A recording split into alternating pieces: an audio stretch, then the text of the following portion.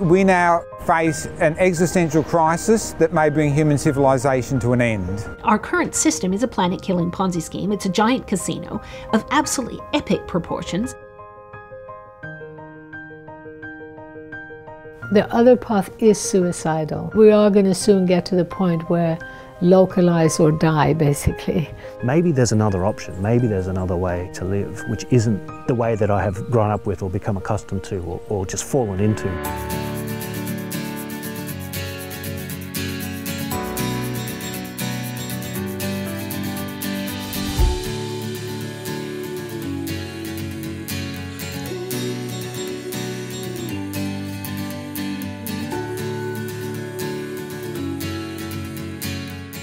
I came because I was looking for a way to simplify my life, but I knew that the way that I was living my life wasn't right, and the things that it seemed necessary to strive for weren't the things that I really wanted to strive for. So I was interested in this project because it provided me the ability to put the theories of natural building and natural food production into practice. I guess I feel like this experiment is an opportunity to push myself a little bit further and challenge not only myself but the modern environmental movement to come to understand what it is to live sustainably.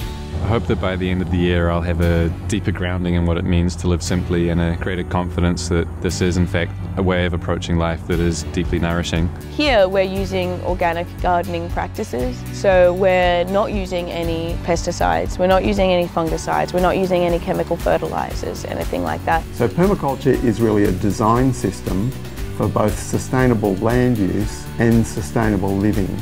This week we're retrofitting our existing farm shed to be a kitchen, lounge and craft space. We've been living in a tent, we were living in a tent at the start of the year. It didn't really dry out, so it started to get mouldy. There was a bit of pressure on us to do something else, and we decided that building a really small house with recycled materials would be the simplest and most economical way to do that. Although we had to live the first few months without a warm kitchen space, without much of a lounge room or without a whole lot of running water, and we had a composting toilet that was sort of outside, I don't think the infrastructure challenges were all that big. They weren't as hard, I think, as the community challenges that we faced. And there's, 7 or 8 of us in that same space on a daily basis. It certainly presents a lot of challenges on a personal and a group level. So we have to do one of two things. We either just accept that we have no community at all, or we create community, intentional community. There are just so many advantages. There are no disadvantages to building community. We need a certain level of material possessions to be satisfied, but beyond that point, it's actually less about what we have and more about the way we live and the way we treat others and the way we feel ourselves to be in relationship with the wider world.